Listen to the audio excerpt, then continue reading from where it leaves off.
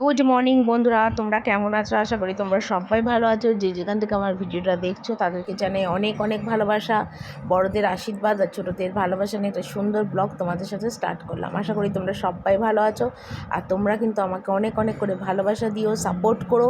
এইটুকুনি শুধু তোমাদের কাছে চাই, আর তোমাদের কাছে কিছুই চাই না। তোমাদের ভালোবাসা সাপোর্টেই কিন্তু আমি এতটা দূরে এসেছি। হয়তো তোমরা ভাববে আমি রোজ কেন একই কথা বলি, না রোজই তোমাদের বলি। তো সকালবেলা উঠে পাম্পটা ছাড়লাম আর নিচে এলাম সিঁড়িতে। তো সমস্ত রাত্রিবেলায় উপরে যেহেতু খাওয়া দাওয়া হয়, তো সেই জন্যে সিঁড়িতে সমস্ত বাসন থাকে। তো যেটা আমি সকালবেলা প্রতিদিন বাসি জামা কাপড় ছাড়ার আগে নামাই আর নামিয়ে মাজা ঘষা করে নিই, মেজে বাসি কাজ সেরে তারপর কিন্তু আমি বাসি নাইটি ছেড়ে তারপর রান্নাঘরে এসে চা করি, ভাত বসাই, রান্নার কাজ হাত দিই। বাসি অবস্থায় কিন্তু আমি রান্নাঘরে কোনো কাজই করি না। তো সেগুলোই সকালবেলা নামালাম। তো বেশি খুব বাসন নেই, কারণ যেহেতু এখন গরমকাল, তো রাত্রিবেলা অবধি যতটা বাসন থাকে আমি কিন্তু সব মাজা ঘষা করে নিই। এখানে যা বাসন তোমরা দেখছো আমি মাজছি, সেটা কিন্তু শুধু রাত্রিবেলায় খাওয়ার বাসনটা, মানে আমাদের যে বাড়িতে ছজন আছে, ছজন মানুষের বাসন মাজা। বাকি কিন্তু আমি সমস্ত বাসন কোসন মেজেই রাখি। শীতকালে তো মেজে উঠতে পারি না, ঠান্ডা প্রচণ্ড, বিকেল না হতেই। তো গরমকাল বলে এই সুবিধাটা হয়েছে, বাসনগুলো আমি সমস্ত মেজে রাখি। তো এই কটা বাসনই হয়েছে, সিঙ্কের জলের তলায় দিলাম, দিলে কি হয় নরম হয়ে যায় বাসনটা, এঁঠোটা নরম হয়ে যায় আর তখন বাসনটা মাজতে অনেকটা সুবিধা হয়। তো সেই জন্যে বাসনগুলোকে ভালো করে এখন মাজছি, মেজে নিয়ে আর এই গ্যাস টেবিলের ওপরেই জল ঝরাতে দিচ্ছি, কারণ এক ঝুড়ি বাসন কালকের অলরেডি রয়েছে, যেটা আমি কালকে মানে রাত অবধি যেগুলো মেজেছি সেই বাসনগুলো চুবড়িতে সমস্ত রয়েছে, সেগুলো আর গুছাইনি, সেগুলো পরের দিন সকালবেলা করে গুছাই, কারণ জল থাকে তো তখন আর রাতেগুলো গুছানো হয় না। তো সেই জন্য সকালে মানে ওগুলো করি।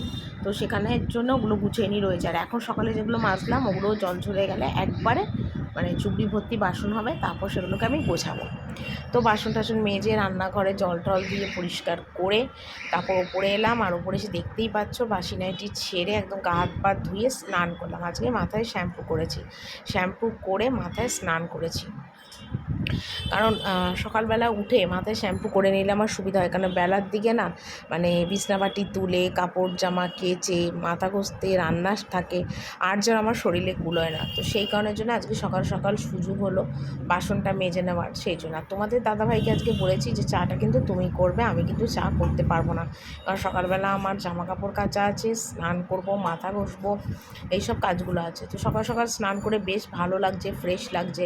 আর এখন গরমকাল তো মানে দিনে 2-3 বার করে স্নান করলেও কোনো অসুবিধে নেই, বেশ ভালো লাগে 2-3 বার করে স্নান করতে। কিন্তু আমি যদিও এখনও 2-3 বার করে স্নান চালু করিনি, মানে 2বারই চালু করিনি, 3বার তো অনেক দূরের কথা। মানে সকালবেলাতে চান করলাম আর সারাদিনে করবো না, হয়তো বিকেলের দিকে নাইটিটা চেঞ্জ করে গা হাত পা ধোবো, ব্যাস ওইটুকুনি। কারণ আমার প্রচণ্ড আবার গা হাত পা যন্ত্রণা করে, তো সেই জন্যে না আমার আর 2বার করে গা ধোয়া হয় না। আগের বছরও আমি দিনে 3বার করে স্নান করেছি, মানে শরীরটা ঠিক ছিল। এখন শরীরটা একটু অন্যরকম, তো মানে জন্ডিস হওয়ার পর শরীরটা প্রচণ্ড অন্যরকম হয়ে গেছে, তো সেই জন্যে না এখন আর 2-3বার করে স্নান করে উঠতে পারি না। তো ভয় লাগে যে যদি আবার শরীর টরীর খারাপ হয়, আর সত্যি কথা বলতে কি শরীর খারাপ হলে আমাকে কেউ দেখা করার নেই। তো সেই কারণের জন্যে মানে সবসময় চেষ্টা করি নিজের শরীরটাকে ভালো রাখা, সুস্থ রাখা, যাতে মানে কারুর মানে অধীনে না থাকতে হয়। মানে আমাকে আমার শরীর খারাপ হলে সবার একটা ঝামেলা, বিশেষ করে তোমাদের দাদা ভাইয়ের একটা ঝামেলা হয়, ডাক্তার এখানে নিয়ে যাওয়া, ডাক্তারের একটা খরচপাতি, দোকান বন্ধ করে কামাই করতে হয়, মানে আমার এতটাই বাড়াবাড়ি শরীর খারাপ হয়ে যায় আর কি। তো সেই কারণের জন্যে কিন্তু আমি মানে কি বলবো তোমাদের, আর পারি না, যার জন্য নিজেই বুঝে চলার চেষ্টা করি যে এটা খাবো না ওটা খাবো না। কারণ আমি যদি কোনো কারণে একটু রিচ রান্না খাই বা একটু তেল ঝাল মশলা রান্না খাই, আমার এত গ্যাসের ব্যথা ওঠে, মানে আমার মনে হয় বোধহয় এখনই প্রাণটা বেরিয়ে যাবে, এই রকম বুকের ব্যথা ওঠে। পেট ব্যথার থেকেও বুকের ব্যথাটা প্রচণ্ড হয়, মানে সহ্য করতে পারি না, এতটা ব্যথা ওঠে, মানে আমি দম ফেলতে তুলতে পারি না, আমার মনে হয় যেন দমটা এক্ষুনি বেরিয়ে যাবে। তো সেই জন্য এখন চিন্তা করেছি যে না, দরকার নেই খাওয়ার, আর দরকার নেই। ভগবান যদি কোনো সময় শরীর পরিপূর্ণ সুস্থ করে, খাওয়া যদি কপালে থাকে খাবো, আর নয়তো এইভাবেই আমার চলবে, থাক এইভাবেই খাই। কিন্তু মাঝে মাঝে না খুব ইচ্ছা করে একটুখানি রিচ রান্না খেতে, একটু তেল ঝাল মশলা করে স্বাদ করে রান্না খেতে। কে না ভালোবাসে বলো স্বাদপূর্ণ রান্না? আর আমি যেগুলো খাই তোমাদের তো ভিডিওতে দেখিয়েইছি, না আমি বলে না এইরকম রান্না করে খাই, 1-2 দিন হয়, আজকে 4 মাস ধরে কন্টিনিউ এই একইভাবে একই রান্না, সিদ্ধ রান্না আমি খেয়ে যাচ্ছি। মানে কী বলো তো, মাঝে মাঝে না নিজের ওপর নিজের রাগ হয়, খুব খিটকামি লাগে, মানে ভালো লাগে না, কিন্তু কি করব বলো, কিছু করার নেই। যেটা করার খাওয়ার সেটা তো আমাকে খেতেই হবে। তো দেখো এখানে চুল টুল আসলাম, সিঁদুর পরলাম, দিয়ে এবার চলে যাব সোজা আমি নিচে। তো চান টান করে একদম নিচে এলাম, আর বর দেখলাম একেবারে চা করে রেডি করে রেখেছে, তাড়াতাড়ি করে চা খেলাম, খেয়ে মানে রান্নার কাজে হাত দিয়ে দিলাম, কারণ আজকে মানে প্রচুর কাজ করেছি, প্রচুর। মানে দোতলা তিনতলা টয়লেট পরিষ্কার করেছি, জামা কাপড় কেচেছি, বারান্দা ধুয়েছি, ঘর ন্যাতা মেরেছি, সকাল সকাল সব হয়ে গেছে। হয়ে তারপরে একদম চান করে মাথা ঘষে রেডি হয়ে তারপরে নিচে এলাম। তো তোমাদের একটু দেখিয়ে দিই কী কী রান্না আমি করছি। তো একবারে রান্নাটা হয়ে গেলে বন্ধুরা তোমাদের দেখিয়ে দেবো, আপাতত এখন তোমাদের একটু দেখিয়ে দিই। এই যে এই প্রেশারের মধ্যে বসিয়েছি লাল শাক সিদ্ধ বসিয়েছি, আর এখানে হচ্ছে পাঁচ তরকারি, পটল আলু কুমড়ো বেগুন সজনে ডাঁটা গাজর সব দিয়ে একটা পাঁচ তরকারি হয়েছে। ঠিক আছে, এই দুটো আপাতত আমি বসিয়ে দিয়েছি। যে আমের চাটনি হবে, আম কেটে নিয়েছি।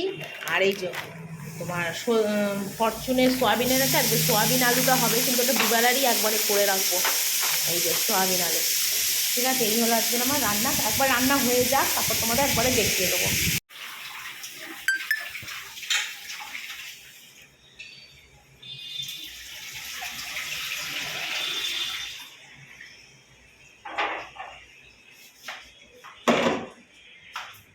বন্ধ কর।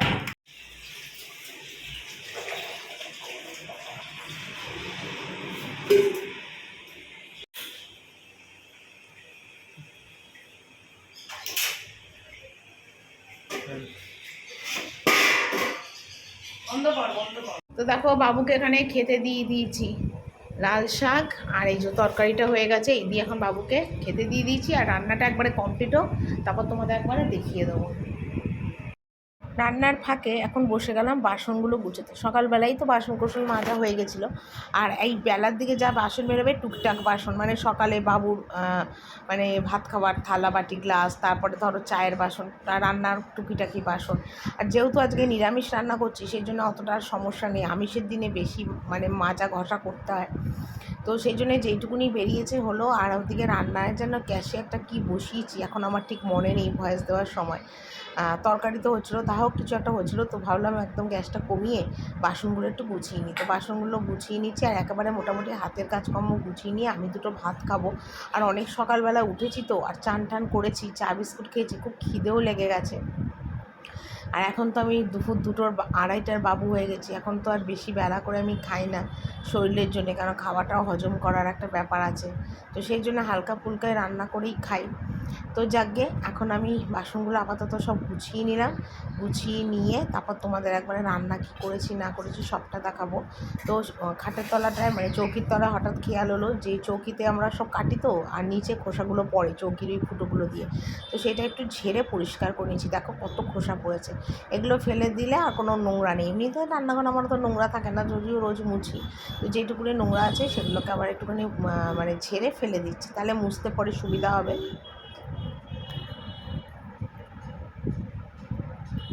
দেখো ঘড়িতে বাজে এখন 4টে, আর এই 4টের সময় আমার এখন রান্না কমপ্লিট হলো। তোমাদের একবার রান্নাটা দেখিয়ে দিই। এ দেখো ভাত আলু সিদ্ধ, এখানে আছে কালকের যে বাটাটা করেছিলাম সেই বাটাটা, মানে পটলের খোসা বাটা, আর এটা আছে মটর ডাল সিদ্ধ, এখানে আছে আমের দেখো পাতলা করে একদম একটা ঝোল, এই যে একদম পাতলা করে আমের ঝোল, আর এখানে আছে দেখো লাউ দিয়ে উচ্ছে দিয়ে মটর ডাল, ঠিক আছে, শুক্তোর ডাল যেটা বলে সেটা। আর এখানে আছে দেখো পাঁচ তরকারি, সজনে ডাঁটা দিয়ে বড়ি দিয়ে আলু কুমড়ো বেগুন পটল মিষ্টি আলু দিয়ে একটা তরকারি, আর এটা হলো লাল পালং শাক। ঠিক আছে, লাল পালং শাক পাঁচ তরকারি। আর এটা হয়েছে আজকে সোয়াবিন আলু, যেটা আমি দুবেলারই করে রেখেছি। আর কটা চানা ছিল, চানা কটাও এর মধ্যে দিয়ে দিয়েছি, এই দেখো চানা। তো একদম পাতলা হালকা পাতলা করে সোয়াবিন আলুটা করে রাখলাম একবারে দুবেলার। ঠিক আছে, এই হলো আজকের আমার দুপুরের মেনু।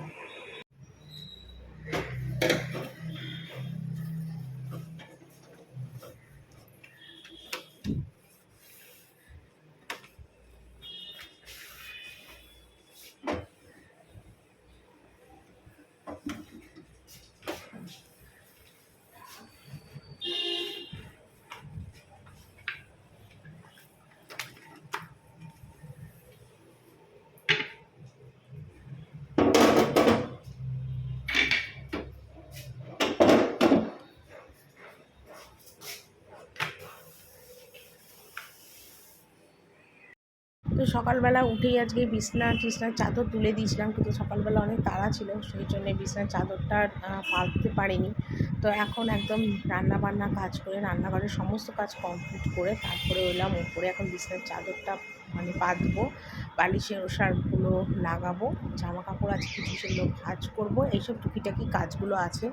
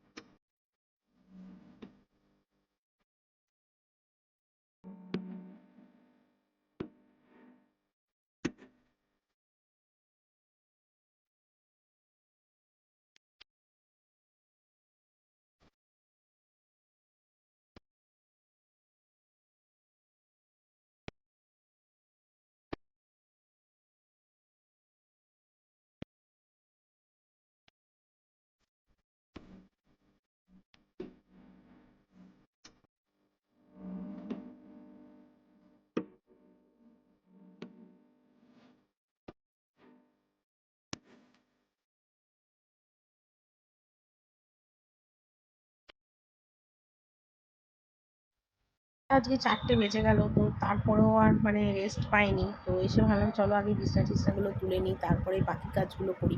কারণ একবার যদি কাজ করে এসে একটু শুয়ে পড়ি না, আমার আর শরীর ছেড়ে দেবে। যা গরম পড়েছে, গরমের মধ্যে আর সত্যি একভাবে কাজ আর করতে পারি না।